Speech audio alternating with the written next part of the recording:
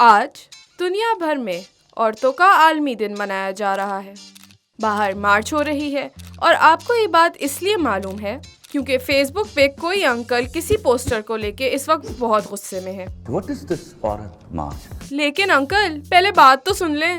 کیا آپ یہ جانتے ہیں کہ پاکستان جینڈر پیرٹی انڈیکس میں 149 ممالک میں سے 148ویں نمبر پر آتا ہے. اس کی 49% آبادی عورتوں پہ مشتمل ہے لیکن صرف 24% نوکری پیشہ ہیں.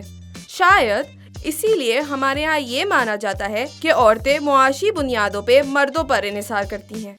لیکن کیا واقعی ایسا ہے؟ اعداد و شمار بتاتے ہیں کہ ہماری نوکری پیشہ خواتین میں سے 70% خواتین بے ضابطہ معیشت یعنی انفارمل اکانومی کا حصہ ہیں اور یہ حصہ ہماری ملکی معیشت کا 38.6% ہے. کیا ہوا؟ کچھ سمجھ نہیں آیا؟ ہم آپ کو یہ بتاتے ہیں کہ یہ کس معیشت کے بارے میں بات کی جا رہی ہے. ویگو کے مطابق بے ضابطہ معیشت معاشی سرگرمیوں، کاروباری اداروں، ملازمتوں اور مزدوروں کا وہ متفرق مجموعہ ہے جن کو ریاستی تحفظ فراہم نہیں کیا جاتا. اس کا اطلاق چھوٹے غیر رجسٹرڈ کاروباری اداروں میں کام کرنے والے ملازمین پر ہوتا ہے. اس میں وسعت ان جیسے ملازمین کی اجرت کے لیے کی گئی ہے. جی یہ ایک آفیشیل ڈیفینیشن ہے. آئیے سوچ آپ کو یہ سب آسان الفاظ میں سمجھاتا ہے. چونکہ یہ ایک ایسی معیشت ہے جس کو سرکاری تحفظ فراہم نہیں، اسی لیے مسائل پیدا ہوتے ہیں. ایک، وہ ملازمین جو پہلے ہی معاشرے کے کمزور طبقے سے تعلق رکھتے ہیں، ان کو بنیادی فوائد جیسے صحت، معذوری، پینشن یا ملازمت سے بے دخل کرنے پہ کوئی معاوضہ نہ دے کر ان کا استحصال کیا جاتا ہے. دو، چونکہ یہ سیکٹر ریاست کو نظر ہی نہیں آتا، اس لیے یہاں غیر ملکی اور سرکاری سرمایہ کاری نہ ہونے کے برابر ہوتی ہے، جس کی وجہ سے آگے بڑھنے کے کوئی مواقع ہی نہیں ہوتے.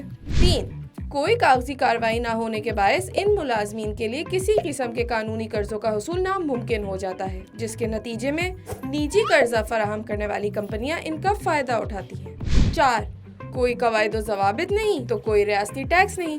پانچ، اگر ان ملازمین کے پاس مالی وسائل ہوں تب بھی کاغذی کارروائی نہ ہونے کے باعث ان کے لیے گاڑی یا زمین کی خرید مشکل ہو جاتی ہے. اس کا نقصان حکومت کو بھی ہے کیونکہ یہ معاشی سرگرمی اپنی صلاحیت کے باوجود کوئی فائدہ پہنچانے سے قاصر ہے. تو آخر اتنی ساری خواتین اس معیشت کا حصہ کیوں ہے؟ اس کا سیدھا سا جواب ہمارے معاشرے میں موجود صنفی عدم مساوات ہے، یعنی جینڈر انیکوالٹی. ہماری معاشرتی اقدار اس بات کو یقینی بناتی ہے کہ عورتوں کو ایسے مواقع میسر ہی نہ آئے جو باضابطہ معیشت میں داخل ہونے کے لیے ضروری ہے، جیسے تعلیم، کم عمری کی شادی اور نقل و حرکت پر پابندی.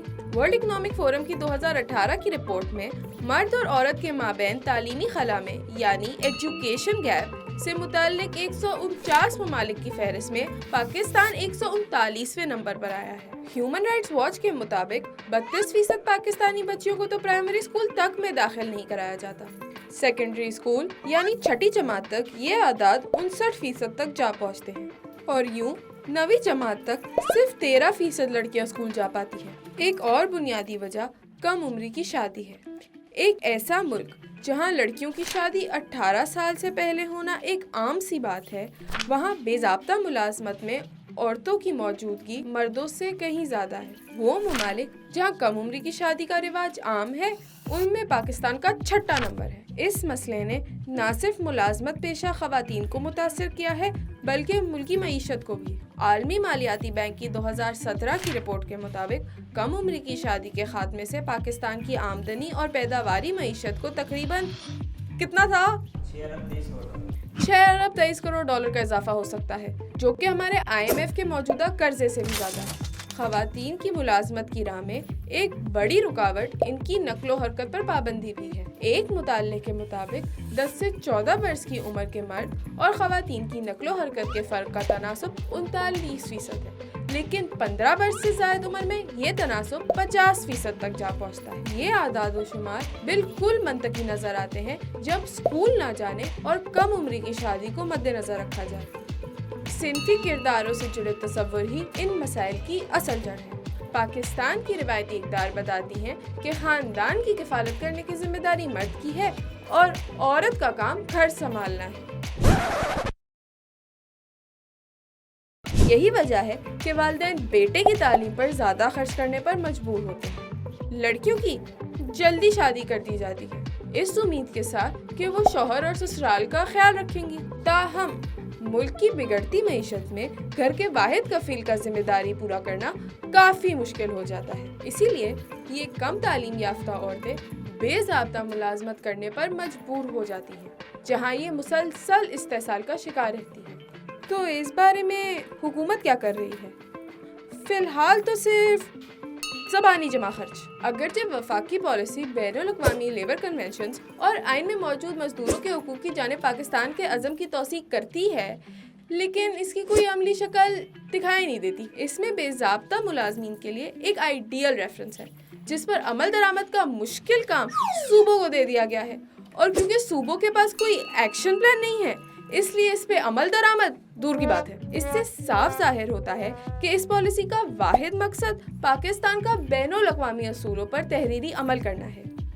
اس لیے گھریلو ملازمین کے لیے مسئلہ سنگین ہی رہتا ہے۔ گھریلو ملازمین کا ذکر 1961 کے کم سے کم اجرت ایکٹ میں بھی کیا گیا تھا، لیکن اب تک اس استحصال کے خلاف کوئی قانونی تحفظ موجود نہیں ہے۔ اسی لیے ملک میں کم از کم 85 لاکھ افراد مخصوص کام کے اوقات، کم از کم اجرت، چھٹیوں اور صحت کے بیمہ جیسے فوائد کے بغیر کام کرنے پر مجبور ہیں۔ ملک میں غیر سند یافتہ ملازمین کی کثرت کسی بات چیت کی گنجائش ہی نہیں چھوڑتی۔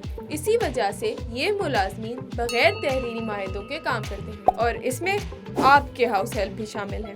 چونکہ پاکستانی حکومت اس استحصال کو روکنے میں ناکام نظر آتی ہے، اس لیے ہوم نیٹ جیسی تنظیمیں پاکستان میں قائم کی جا رہی ہیں، جن کا کام گھریلو ملازمین کو، جو کہ زیادہ تر خواتین ہیں، تکنیکی مہارت، قانون کی آگاہی اور معاشرتی سرگرمیوں کے مختلف طریقے فراہم کرنا ہے۔ ہوم نیٹ گھریلو ملازمین کو منظم کرنے کے لیے پلان انٹرنیشنل جیسی تنظیموں سے بھی رابطے میں ہے، اور 2011 میں ایک یونین بھی تشکیل دی گئی تھی۔ یونین زیادہ سے زیادہ قانونی دفعات کا اطلاق اور تربیتی مواقع فراہم کرنے کا مطالبہ کرتی ہے۔ تاہم سیاسی نمائندگان کی عدم دلچسپی کے باعث اس پر پیش قدمی نہ ہونے کے برابر ہے۔ پاکستان کی افرادی قوت میں خواتین کی تعداد کم ہونے کا تعلق ان کے کام نہ کرنے کی صلاحیت یا خواہش سے قطعاً نہیں ہے، بلکہ ہماری سماجی روایات خواتین کو باقاعدہ معیشت کا حصہ بننے کی اجازت ہی نہیں دیتی، جس سے بے ضابطہ معیشت میں ان کی حیثیت مزید کمزور ہو جاتی ہے۔ اور ابھی تو ہم نے ان لاتعداد مشکلات کے بارے میں بات کرنا شروع ہی نہیں کی جو ان کو باقاعدہ ملازمت کے حصول کے بعد درپیش آتی ہیں، کیونکہ میرے پاس ان مشکلات کی بھی ایک لسٹ ہے۔ جی، ویسے تو سب ترقی کی بات کرتے ہیں، لیکن پاکستان تب تک ترقی کی راہ پر گامزن نہیں ہو سکتا جب تک اس کی نصف آبادی یعنی خواتین کو بہتر تعلیم اور روزگار کے مواقع میسر نہیں آتے۔